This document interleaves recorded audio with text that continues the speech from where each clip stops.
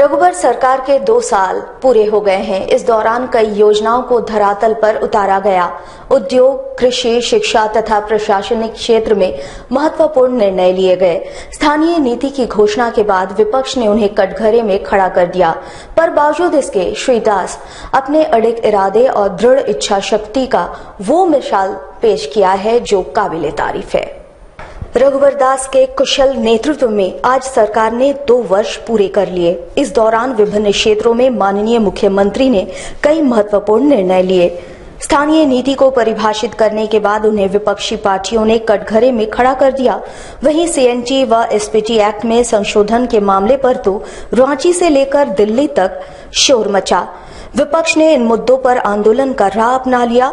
2 साल के इस सफल सफर के दौरान कई बड़े बड़े निर्णय लिए गए। भ्रष्टाचार के मामले में 130 से अधिक लोग जेल गए। एक कुशल शासक के रूप में धीरे धीरे रघुवर जी की छवि उभर कर सामने आने लगी। झारखंड के कुल 24 जिलों के 264 अंचलों में से 220 अंचलों को डिजिटलाइज कर दिया गया है।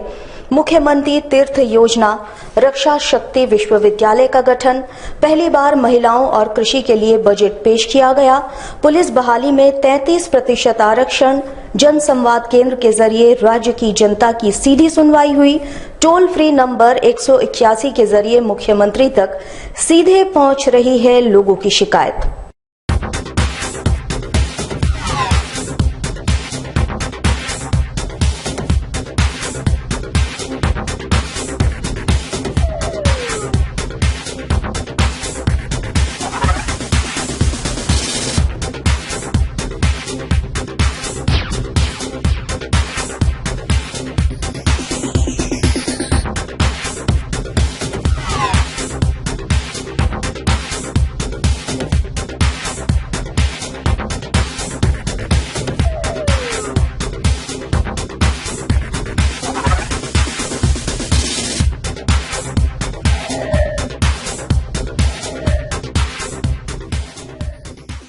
वहीं आज साकची में भरत सिंह ने सरकार के 2 साल पूर्ण होने की खुशी में आतिशबाजी की और सरकार का अभिनंदन किया।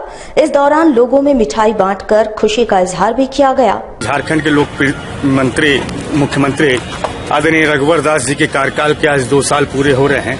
निश्चित रूप से आपने देखा होगा इन विगत 2 सालों में चुस्त दुरुस्त प्रशासन, सुशासन पूरे भारतीय जनता पार्टी की इस सरकार ने झारखंड में देने का काम किया है।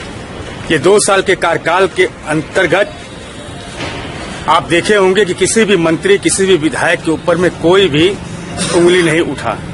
पूरी तरह से सभी लोग बेदाग रहे। निश्चित रूप से उनकी जितनी भी आज हम प्रशंसा करें आदरणीय रघुवर दास जी की, वो कम होगी। ग्रुप 4 सुरक्षा कर्मी संघ के बैनर तले सुरक्षा कर्मचारियों ने न्यूनतम मजदूरी की मांग को लेकर जिला मुख्यालय पर धरना दिया तथा उपायुक्त को ज्ञापन सौंपकर न्याय की मांग की। सरकारी आदेश के बावजूद ग्रुप 4 के सुरक्षा कर्मचारियों को आज तक प्रबंधन की ओर से न्यूनतम मजदूरी नहीं दी गई है। साल भर से सुरक्षा कर्मचारी न्यूनतम मजदूरी के लिए अपनी आवाज बुलंद करते आ रहे हैं, पर उनकी मांगों पर गौर नहीं फरमाया गया। आज ग्रुप 4 के सुरक्षा कर्मी संघ के बैनर तले सुरक्षा कर्मचारियों ने उपायुक्त कार्यालय पर प्रदर्शन किया तथा उपायुक्त को ज्ञापन सौंपकर न्याय की मांग की। सुरक्षा कर्मचारियों का कहना है वे डीएलसी ऑफिस में भी शिकायत को लेकर पहुंचे थे, पर उन्हें वहां से भी निराश होकर लौटना पड़ा। हम लोग विगत 1 वर्ष से सरकार द्वारा जो मिनिमम वेज का नोटिफिकेशन लागू किया गया है कि जो प्राइवेट सिक्योरिटी एजेंसी में काम करने वाला है उसका मिनिमम एक जो कॉन्ट्रैक्टर लेबर का मिनिमम वेज है वो देना चाहिए, जो कि ग्रुप 4 सिक्योरिटी प्रबंधन नहीं दे रहा। उस लेके हम लोग 1 साल डीएलसी के यहाँ जूता रख रहे और डीएलसी के यहाँ 50 बार डेट पड़ा, लेकिन लेबर डिपार्टमेंट लेबर का शोषण करने के लिए बैठा हुआ है। अंत में हम लोग डीसी साहब से उम्मीद लगा के बोले कि आज यहाँ गुहार लगाना है। हम लोग 2-3 बार मुख्यमंत्री से भी मिल चुके हैं, उन्होंने लेटर भी दिया लेबर कमिश्नर को, लेकिन फिर भी कुछ नहीं होता और प्रबंधन ताल ठोक के बोलती है कि जहाँ जाना है जाओ और हम 232 रुपया मात्र आज दे रही है। न लोकसभा न विधानसभा, सबसे ऊंचा ग्राम सभा। इस नारे के साथ आज जमशेदपुर के दलमा क्षेत्र के निवासियों ने हुंकार भरा। बड़ी संख्या में इन पहाड़ी क्षेत्रों के निकट रहने वाले ग्रामीण अपने पारंपरिक हथियारों से लैस होकर एकजुट हुए और अपनी आवाज बुलंद की। दलमा क्षेत्र सभा सुरक्षा मंच के द्वारा एक बैठक बुलाई गई थी, जिसका मुद्दा था दलमा के तराई इलाकों को इको सेंसिटिव जोन से मुक्त कराना और इसे खेती की जमीन घोषित करना। वैसे तो इन क्षेत्रों को इको सेंसिटिव जोन घोषित वर्ष 2012 में ही कर दिया गया था, जिसके बाद इसमें कई बार प्रदर्शन और बैठकों का दौर चला। इस जोन के अंतर्गत 36 गांव आते हैं और इनमें से एक बड़ी जनसंख्या भी प्रभावित होगी। वैसे पिछले दिनों इस क्षेत्र के लगभग 25 घरों को प्रशासन द्वारा तोड़ भी दिया गया था। अब दलमा क्षेत्र सभा सुरक्षा मंच इसके खिलाफ लड़ाई लड़ने के मूड में नजर आ रही है।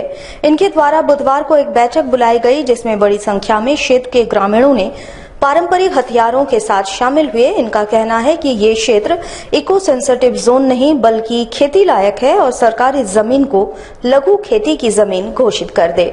हम लोग आज इको सेंसिटिव जोन 2011 में जो भारत सरकार ने गजट पास किया, उसके विरोध में जो हमारा आंदोलन चल रहा है, आंदोलन का आज ये दो वर्ष पूरा होने के उपलक्ष्य में हम लोग एक स्थापना दिवस समारोह के उपलक्ष्य में मनाते हुए 5 प्रखंड के लोग एक विचार विमर्श पे पहुंचे हैं कि आंदोलन को कैसे आगे बढ़ाया जाए और किस रूपरेखा के तहत इस आंदोलन को आगे ले जाके इस सरकार जो ये हमारे बीच में इको सेंसिटिव जोन इसको लागू कर रही है, इसको कैसे हम लोग निरस्त कराने की व्यवस्था करें।